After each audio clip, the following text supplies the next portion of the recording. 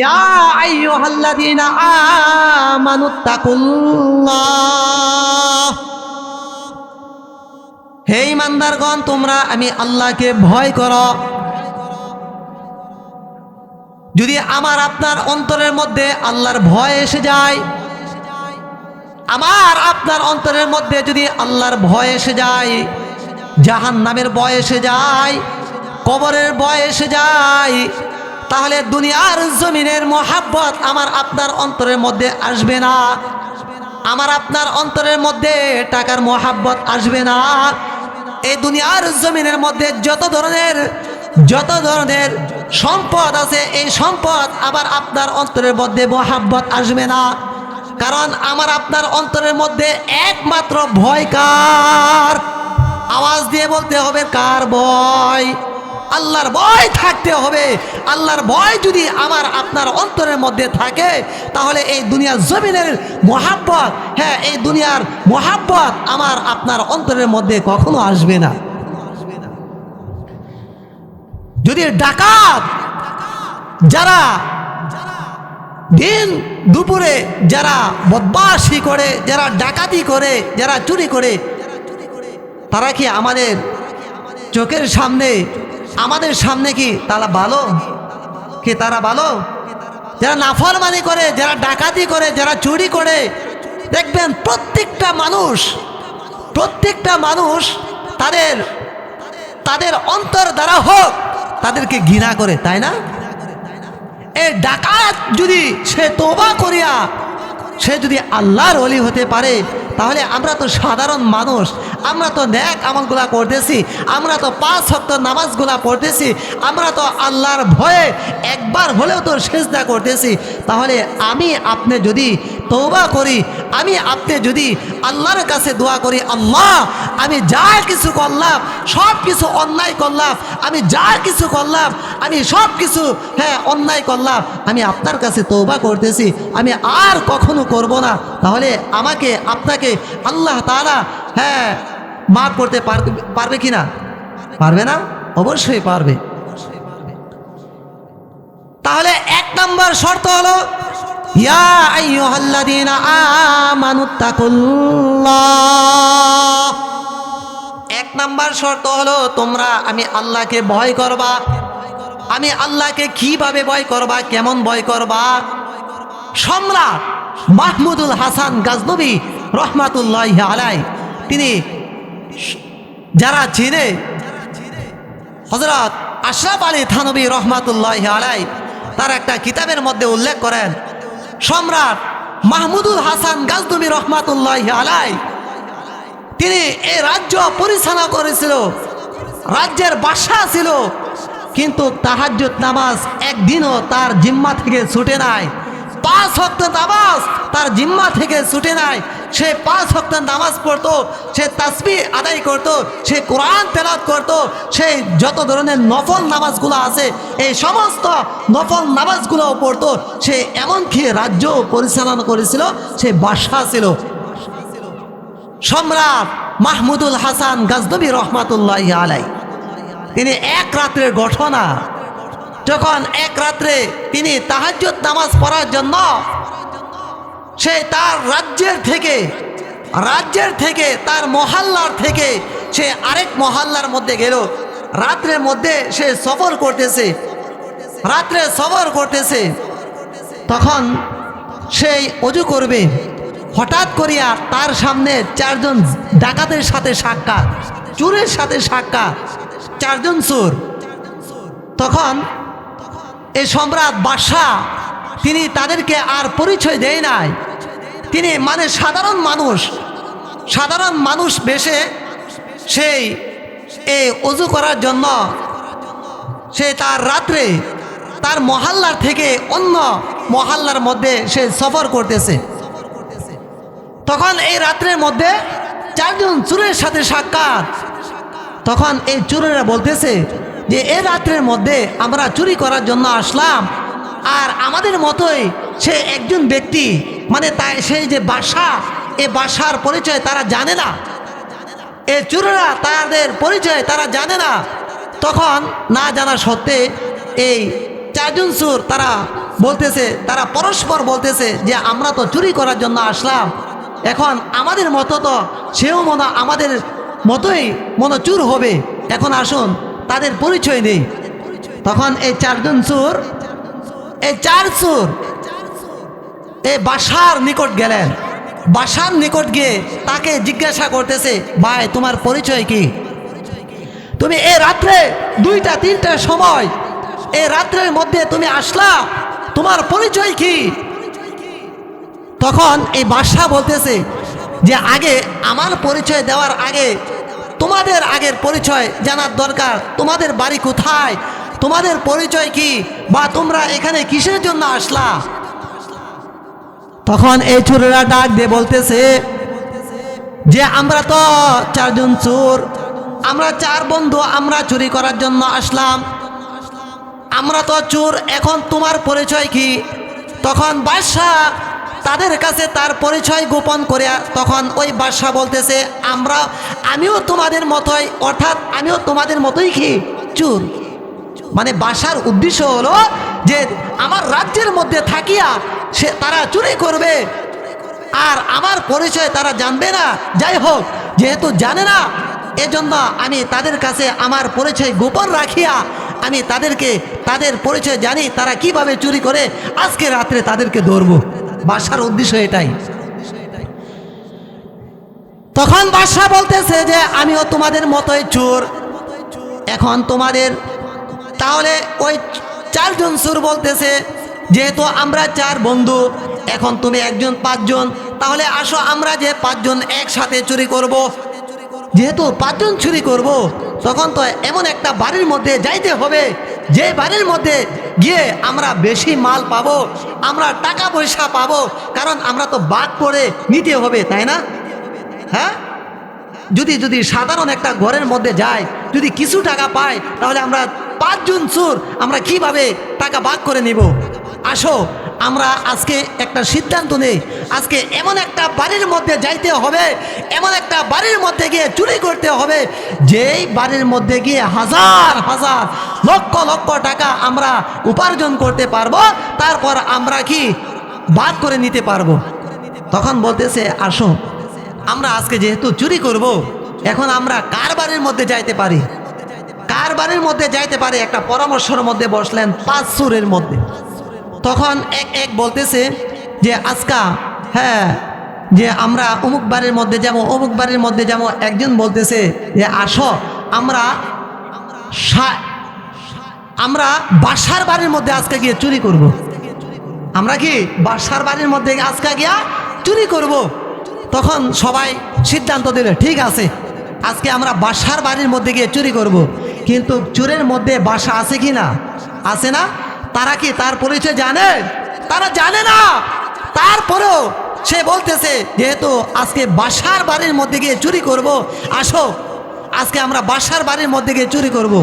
তখন বাদশা বলতেছে ঠিক আছে, আমরা বাসার বাড়ির মধ্যে চুরি করব, কিন্তু বাসার বাড়ির মধ্যে তো চুরি করলে হ্যাঁ তার গোয়েন্দা থাকে, তার গোয়েন্দা থাকে, বিভিন্ন ধরনের গেট থাকে, তালা থাকে, তাহলে বাসার বাড়ির মধ্যে চুরি করা তো যেমন তেমন বিষয় না। তাহলে আজকে আমরা যেহেতু চুরি করব, তোমাদের কি কি যোগ্যতা আছে? চুরি করার যোগ্যতা থাকার দরকার না? তাহলে তোমাদের কি যোগ্যতা আছে? তখন প্রথম চোরকে জিজ্ঞাসা করলেন, এই তুমি বাসার বাড়ির মধ্যে যাইবা, তোমার কি যোগ্যতা আছে? তোমার যোগ্যতা প্রকাশ করো। তখন বলতেছে যে আমার একটা যোগ্যতা আছে, বাসার বাড়ির মধ্যে আজকে চুরি করার জন্য যাব, আমার একটা যোগ্যতা আছে। বলে কি যোগ্যতা? প্রথম চোর বলতেছে যে আমার যোগ্যতা হলো বাসার বাড়ির মধ্যে যখন গেটের সামনে যখন যাব, তখন তো কুকুর থাকে, কুকুর থাকে কি না? পালা তো কুকুর থাকে না? আমাদেরকে যখন দেখিয়া দেখবেন চোরকে অথবা অপরিচিত কোনো ব্যক্তিকে দেখিয়া যখন কুকুর ঘেউ ঘেউ করে, তাই না? তখন বাসার গেটের সামনে যখন যাব, যখন এই কুকুর আমাদেরকে দেখিয়া ঘেউ ঘেউ করবে, তখন আমি এই কুকুরের বাসা আমি বুঝতে পারবো। এটা কি যেমন তেমন যোগ্যতা? হ্যাঁ, কুকুরের বাসা কি আমরা কেউ বুঝতে পারি? কেউ কুকুর তো খালি ঘেউ ঘেউ করে, মানুষকে দেখে খালি গেউ গেউ করে, কিন্তু আমরা কেউ বুঝতে পারি না। তখন এই চোর বলতেছে যে হ্যাঁ, এই কুকুর যখন আমাদেরকে দেখিয়া গেউ গেউ করবে, তখন আমরা এই কুকুরের ভাষা আমি বুঝতে পারবো কুকুর কি বলতেছে। তখন বাদশা বলতেছে ঠিক আছে, তোমার তো মাশাআল্লাহ, তোমার তো ভালো একটা যোগ্যতা। দ্বিতীয় চোরকে বলতেছে এই চোর, তোমার কি যোগ্যতা আছে? তুমি চুরি করার জন্য আসলা, তোমার কি যোগ্যতা আছে? তখন দ্বিতীয় চোর বলতেছে যে আমার যোগ্যতা হলো বাসার বাড়ির সামনে, গেটের সামনে যখন যাব, গেটের সামনে তো গেটের মধ্যে বড় বড় তালা থাকে, তখন এই তালার চাবি তো আমাদের কারো কাছে নাই, কিন্তু আমার একটা যোগ্যতা আছে। যখন আমি তালার সামনে, গেটের সামনে, তালার সামনে গিয়ে যখন আমি তালি দিব, তালি দেওয়ার সাথে সাথে এই গেটের তালা খুলে যাবে। সুবহানাল্লাহ বলতেন না? কেমন যোগ্যতা! তখন বলতেছে তৃতীয় নাম্বার চোরকে বলতেছে এই তোমার কি যোগ্যতা আছে? তখন সে বলতেছে যে আমার যোগ্যতা হলো বাসার বাড়ির মধ্যে যখন যাব, বাসার বিভিন্ন বিশাল বড় রাজপ্রাসাদ, বিভিন্ন অনেক অনেক মানে রুম আছে, প্রত্যেকটা রুমের মধ্যে তো স্বর্ণ টাকা পয়সা সব কিছু রাখে না, কিন্তু যে রুমের মধ্যে রাখবে, আমি প্রত্যেকটা রুমের দরজার সামনে গিয়ে আমি যখন ঘ্রাণ নিব, নাক দিয়ে যখন ঘ্রাণ নিব, তখন আমি বুঝতে পারবো এই রুমের মধ্যে এত টাকা আছে, ওই রুমের মধ্যে এই স্বর্ণ আছে, এই রুমের মধ্যে এই মাল আছে, এই ধন সম্পদ আছে। তাহলে এটা তো আরো বড় যোগ্যতা, তাই না? ঘ্রাণ নিয়ে তো কি স্বাদের জিনিস এইগুলা নিতে পারবা, কিন্তু এই রুমের মধ্যে এমন মাল আছে, এত টাকা আছে, এমন জিনিস আছে, অমুক জিনিস আছে, তাহলে এটা তো ভালো যোগ্যতা। ঠিক আছে, 4 নাম্বার চোরকে জিজ্ঞাসা করলেন এই চোর, তোমার কি যোগ্যতা আছে? তুমি বাসার বাড়ির মধ্যে যাইবা, তোমার কি যোগ্যতা আছে? তখন 4 নাম্বার চোর বলতেছে যে আমার যোগ্যতা হলো আমি রাত কানা বুঝেন তো? মানে রাত কানা, আমি রাত্রে যাকে দেখি দিনে আমি তাকে চিনি, কিন্তু রাত্রে আমি চিনি না। 4 নাম্বার চোরের যোগ্যতা হলো আমি রাত কানা, রাত্রে আমি যার সাথে সাক্ষাৎ করব, রাত্রে আমি তার পরিচয় বলতে পারবো না, কিন্তু দিনে আমি তার পরিচয় বলতে পারবো। এখন এই 4 চোর বলতেছে যেহেতু তুমি আমাদের সাথে নতুন চোর, তোমার কি যোগ্যতা আছে? বাসার বাড়ির মধ্যে আমাদের সাথে যাইবা, তোমার কি যোগ্যতা আছে? তখন এই বাদশা বলতেছে যে আমার যোগ্যতা হলো এমন কোনো যোগ্যতা নাই। ঠিক আছে, আমার যোগ্যতা হলো আমরা যেহেতু 5 জন চোর বাসার বাড়ির মধ্যে যাব, আর আমরা যখন দরাত পড়ব, আমরা দরাত পড়ার পরে বাসার সামনে যখন আমরা যাব, তখন আমার একটা যোগ্যতা আছে, আমি যখন দাড়ি নাড়া দিব, দাড়ি নাড়া দিব, তখন 7 গুণ মাপ, মানে 7 গুণ মাপ, মানে তোমাদের যদি বাসা ফাঁসির রায় দিয়ে দেয়, কিন্তু আমি যখন দাড়িটা নাড়া দিব, তখন তোমাদের ফাঁসির রায় থেকে কি তোমাদেরকে মুক্ত করে দিবেন। তখন 4 চোর বলতেছে মাশাআল্লাহ, আমাদের তো আর কোনো টেনশনের বিষয় নাই, কারণ আমরা চুরি করব, নিরাপত্তায় চুরি করব, আমরা যখন দরাত পড়ে যাব, তখন আপনি দাড়িটা নাড়া দিবেন, তখন আমাদেরকে ছেড়ে দিবেন, তো আমাদের তো আর কোনো সমস্যা নাই। আসো আমরা 5 চোর মিল্লা বাসার বাড়ির মধ্যে যাই। তখন তারা বাসার বাড়ির মধ্যে সামনে যখন গেটের সামনে গেল, গেটের সামনে দেখা তখন 2টা কুকুর, এই 2টা কুকুর তাদেরকে দেখিয়া ঘেউ ঘেউ শুরু করে দিল। তখন 1 নাম্বার চোরকে বলতেছে এই চোর, এই কুকুর ঘেউ ঘেউ আমাদেরকে দেখিয়া যে ঘেউ ঘেউ বলতেছে, তুমি তার বাসনা বুঝতে পারো? এখন বলো দেখি এই কুকুর কি বলতেছে। তখন এই প্রথম চোরটা বলতেছে আয় রে সর্বনাশ হয়ে গেল, আমাদের তো খুব মহা বিপদ। তখন বলতেছে এই কুকুর ঘেউ ঘেউ করে বলতেছে এই চোরের দলেরা, তোমরা যার বাড়ির মধ্যে, যে বাসার বাড়ির মধ্যে চুরি করার জন্য আসলা, এই চোর তোমাদের সাথে আমার বাসা আছে। বুঝছেন কিনা? ঠিক কিনা? কুকুর সঠিক কথা বলছে না? যে এই চোরের দলেরা, তোমরা যার বাড়ির মধ্যে চুরি করার জন্য আসলা, এই বাসা তোমাদের সাথে আছে। তখন এই কথা বললেন, এই কথা বলার পরে তখন বলতেছে তোর কথা বিশ্বাস করি না, বাসা আমাদের সাথে চুরি করার জন্য আসবে, এই কথা বিশ্বাস করি না, যা তোর যোগ্যতা বাদ দে, তোর যোগ্যতা বাদ দে। এখন দ্বিতীয় নাম্বার চোরের যোগ্যতা প্রকাশ করো। গেটের সামনে তো আসলাম, এখন তো তালা আছে, তুমি না বললা তালি দিলেই কি তালা খুলে যাবে, এখন তোমার যোগ্যতা প্রকাশ করো। তখন ওই দ্বিতীয় চোরের যোগ্যতা প্রকাশ করলো, যখন সামনে আসলো তালার সামনে যখন একটা তালি দিল, তালি দেওয়ার সাথে সাথে তালাটা খুলে গেল, তালাটা খুলে গেল। তখন তারা প্রবেশ করলো, প্রবেশ করার পর তার রাজপ্রাসাদের মধ্যে অনেক বিশাল বিশাল রুম। তখন তৃতীয় নাম্বার চোরকে বলতেছে, এই তোমার না একটা যোগ্যতা আছে, তোমার না কি যোগ্যতা? 3 নাম্বার চোরের কি যোগ্যতা বলতে পারবেন? হ্যাঁ, গ্রাম নিয়ে কোন রুমের মধ্যে কি আছে সব কিছু বলতে পারে। তখন 3 নাম্বার চোর এই প্রত্যেকটা রুমের সামনে নিয়ে গ্রাম নিতেছে। তখন বলতেছে এই রুমের মধ্যে এই মাল আছে, ওই রুমের মধ্যে এই মাল আছে, ওই রুমের মধ্যে এই মাল আছে। তখন প্রত্যেকটা রুমের মধ্যে গিয়ে তখন একটা রুমের মধ্যে যখন গেলেন, তখন বলতেছে যে এই বাদশাহ এই রুমের মধ্যে এমন সম্পদ রাখলো, এই সম্পদ যদি আজকে আমরা যদি চুরি করে নিয়ে যাইতে পারি, তাহলে আমরা আজীবন বসে আমরা খাইতে পারবো। আসো আমরা এই রুমের মধ্যে প্রবেশ করি। তখন এই রুমের মধ্যে প্রবেশ করলো, প্রবেশ করার পরে তখন এই রুমের মধ্যে এই বিভিন্ন ধরনের স্বর্ণ, রূপা, টাকা পয়সা যা কিছু আছে সব কিছু বস্তার মধ্যে ভরলো। ভরার পরে 5টা বস্তা করলো। কয়টা চোর? চোর কয়টা? 5টা। এখন বস্তা কয়টা? 5টা। এই 5টা করার পরে তখন একটা অলস একটা চোর আছে, এর মধ্যে একটা কি অলস চোর আছে। কারণ দিন দুপুরে তো আর চুরি করে নাই, তারা তো রাত্রে 2টা থেকে 3টার সময় চুরি করছে।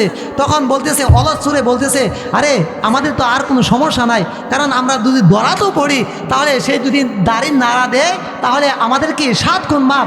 আসো আমরা একটা কাজ করি। বলে কি কাজ? আসো আমরা যেহেতু আজকে অনেক সম্পদ পাইলাম, অনেক টাকা পাইলাম, আজকে আসো আমরা কিছু রেস্ট নেই।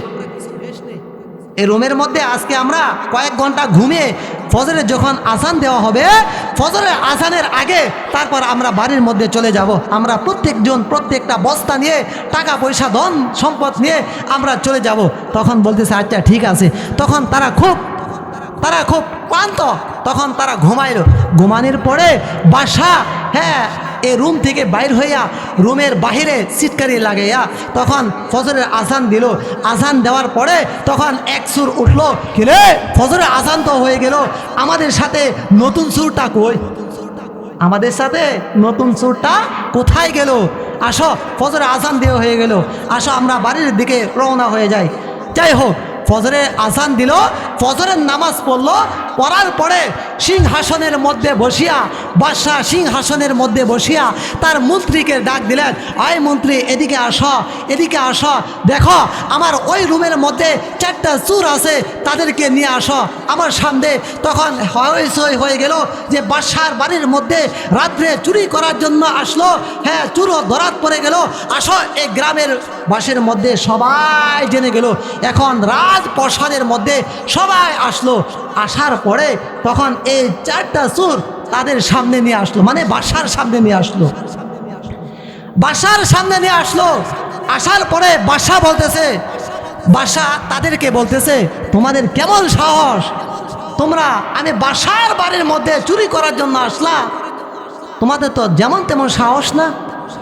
তখন 4জন মানে 4জন থেকে 3জন চোর মানে এরকমভাবে কাঁপতেছে, এমনভাবে কাঁপতেছে, ভয়ে কাঁপতেছে যে বাসায় আজকে আমাদেরকে ধরে ফেললো, আমাদের আর কোনো উপায় নেই, আমাদের আর কোনো করার নেই, এখন কি আমাদের মৃত্যু ছাড়া আর উপায় নেই। 3 চোর এই চিন্তা করিয়া সে কাঁপতেছে। আর আরেকটা চোর হাসতেছে। কিরে ব্যাপার কি? একটা চোর কি হাসতেছে, তার ব্যাপার কি?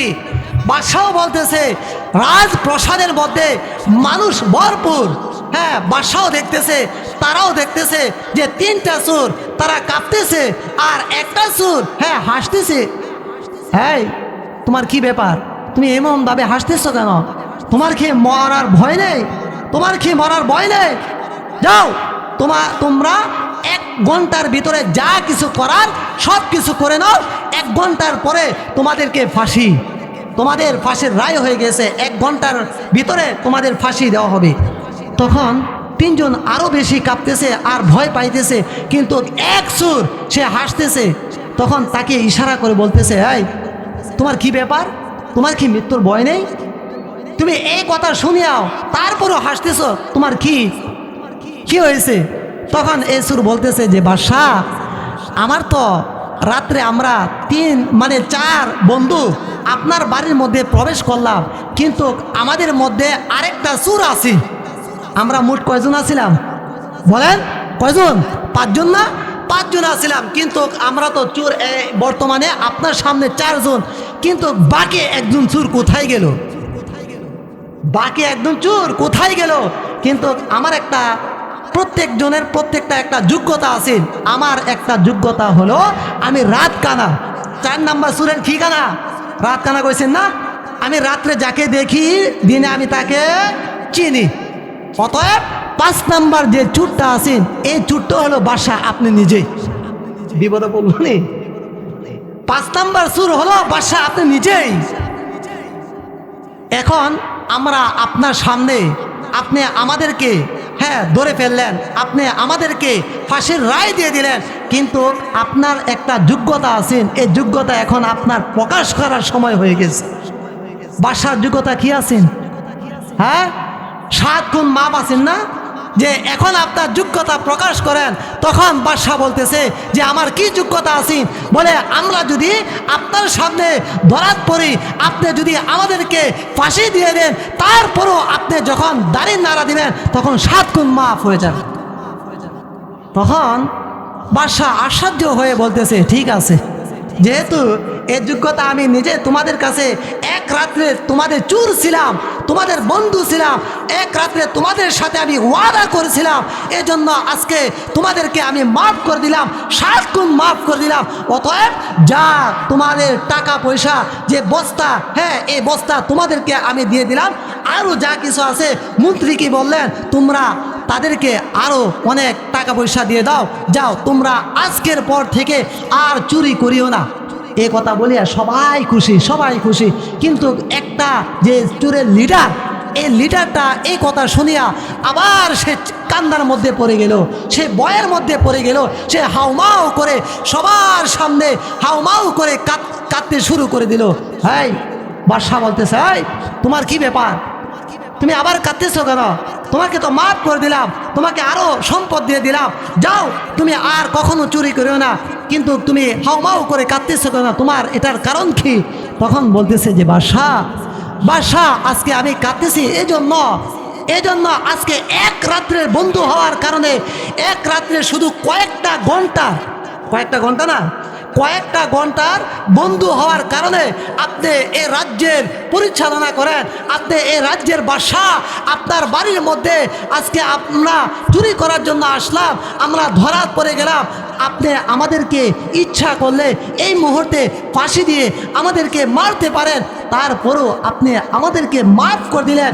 এক রাত্রের বিনিময়ে কয়েকটা ঘন্টার বন্ধু হওয়ার কারণে যদি আপনি মাফ করতে পারেন, তাহলে আমার আল্লাহ আমি যদি অন্যায় অপরাধ করে থাকি, আমি যদি নাফরমানি কাজ করে থাকি, আমি যত ধরনের যে আল্লাহর হুকুমগুলো আছে, নামাজ পড়ি নাই, অন্যায় কাজ করতেছি, তারপরও ওই আল্লাহর কাছে যদি চাই, আল্লাহ আমি যা কিছু করলাম, অপরাধ করলাম, আমি না বুঝিয়া নফসের দুকার মধ্যে পড়িয়া, শয়তানের দুকার মধ্যে পড়িয়া আমি অন্যায় অপরাধ করলাম, আল্লাহ আমি আর কখনো করব না, আল্লাহ আমি আর আমার দ্বারা কখনো গুনার কাজ আর হবে না, আমাকে মাফ করিয়া দেন।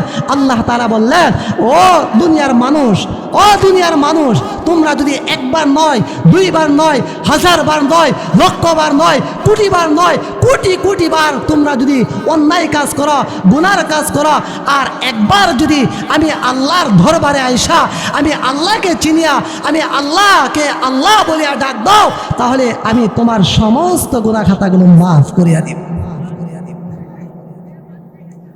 আমি আল্লাহ তোমাদের সমস্ত গুনাহ খাতাগুলো মাফ করিয়া দিব। এজন্য আল্লাহ তাআলা বললেন, ইয়া আইয়ুহাল্লাযীনা আমানুত্তাকুল্লাহ। 1 নাম্বার হলো তোমরা আল্লাহকে ভয় করতে হবে, নামাজ পড়ে। তো আল্লাহকে ভয় করতে হবে। এক নাম্বার কি আল্লাহকে ভয় করতে হবে। দুই নাম্বার হলো ইয়া আইয়ুহাল্লাযীনা আমানুত্তাকুল্লাহ হাক্কা তুকাতিহি ওয়া লা তামুতুন্না ইল্লা ওয়া আনতুম মুসলিমুন। দুই নাম্বার শর্ত হলো যদি বান্দা আমি আল্লাহকে ভয় করো, আমি আল্লাহকে তোমার অন্তরের মধ্যে যদি আমি আল্লাহর ভয় এসে যায়, তাহলে তোমার দ্বারা তুমি কখনো নামাজ ছাড়বা না। আমার আপনার অন্তরের মধ্যে যদি আল্লাহর ভয় আসে, তাহলে আমরা কখনো নামাজ ছাড়বো? বলেন, নামাজ ছাড়বো? কখনো নামাজ ছাড়বো না, কখনো নেক আমলগুলো ছাড়বো না, কখনো গুনার কাজ করব না, কখনো অন্যায় অপরাধ যত নাফরমানি কাজগুলো আছে এর কাজগুলা আমার আপনার দ্বারা কখনো হবে না। অতএব এর থেকে বোঝা গেল আমার আপনার অন্তরের মধ্যে আল্লাহর মোহাব্বত নাই। দুনিয়ার মোহাব্বত হিয়াদ দুনিয়া আকাল্লু মিনাল কলিল, হিয়াদ দুনিয়া আকাল্লু মিনাল কলিল ওয়া আশিকুহা আযাল্লু মিনাজ জলিল। এই দুনিয়ার মোহাব্বত আমার আপনার অন্তরের মধ্যে শুধু দুনিয়ার মোহাব্বত। এই দুনিয়ার মোহাব্বত আমার অন্তরের মধ্যে প্রবেশ করার কারণে আজকে আমি নামাজ ছেড়ে দিতেছি, আজকে আমি নেক আমলগুলো ছেড়ে দিতেছি।